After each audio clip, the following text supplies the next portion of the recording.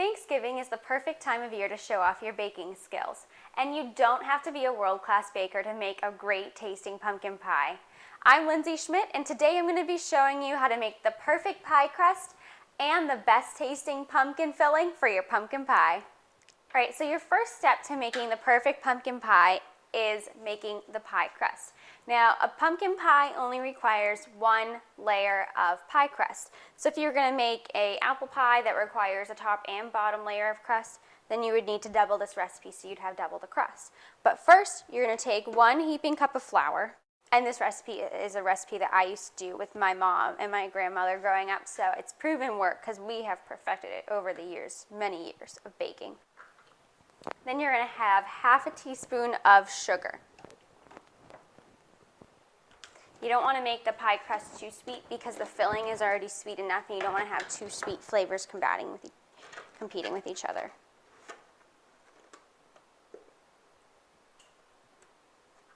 So there's my half teaspoon of sugar.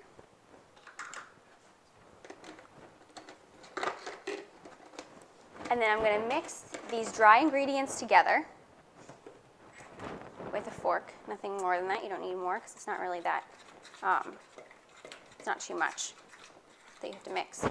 The next ingredient that I'm going to add, and you're going to want to keep this refrigerated, is 1/4 cup of shortening. And the reason you want to keep it refrigerated is so that when you're putting it in your pie crust, it'll all come together. You don't want to have warm shortening because it just sort of is messy and gets all over the place. So I'm going to go over to my fridge and get the shortening out of it. So I'm going to come over here. I'm looking for my shortening. Oh, there it is. So after you take your shortening out of the fridge, you're going to need 1/4 cup of shortening, and it should have the label on your cup. So I'm just going to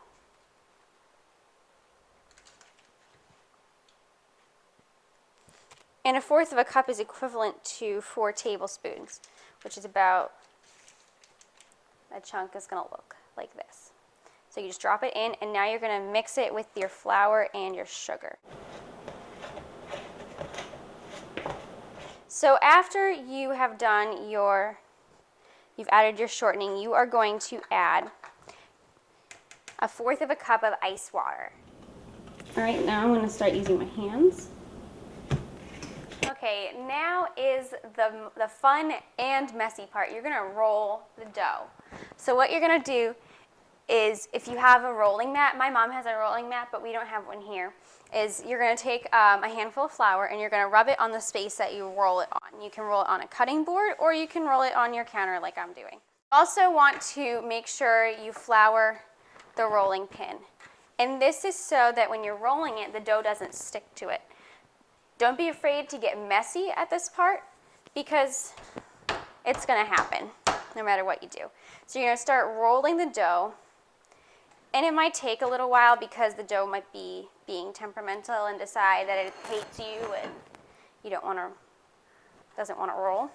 So you're going to want to roll the dough in 4 different directions: the north, south, east, and west of doughs. And you might go northeast, southeast, whatever. But you just want to make it so that it forms a thick enough yet wide enough circle type formation so that you can fit it into your pie dish. I would recommend a 9-inch pie dish, nothing more, nothing less. After you've done that, what you're going to do is you're going to take the dough, and you got to be careful because it might tear. You don't want it to tear, and fold it over. Take your pie dish, which you must put cooking spray on before you put the dough in.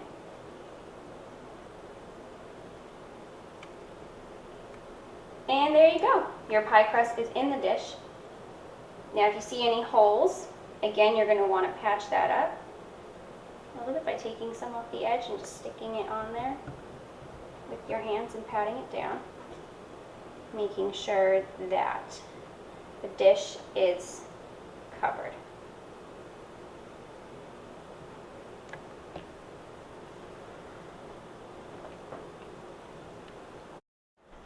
Alright, so the next step in making your pumpkin pie is making the pumpkin filling that goes in the pie crust that we just made.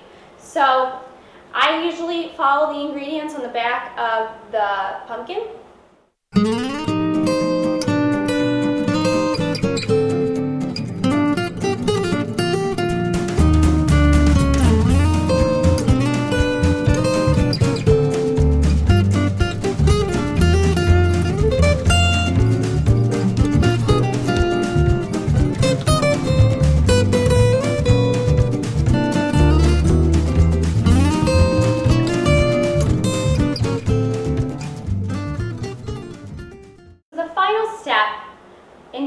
pie and really making it, seal the deal, is you're going to take a little bit of milk and you're going to dab it along the edges of the pie crust with your fingers.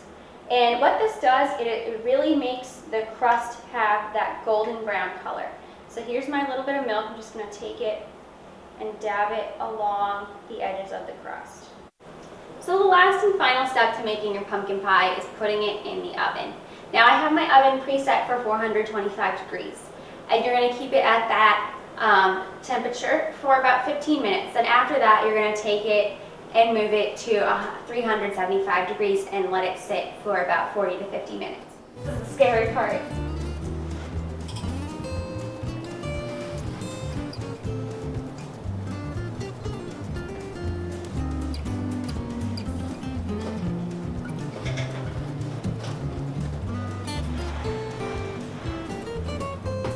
After your pie comes out of the oven, it'll be the perfect complement to a big Thanksgiving dinner.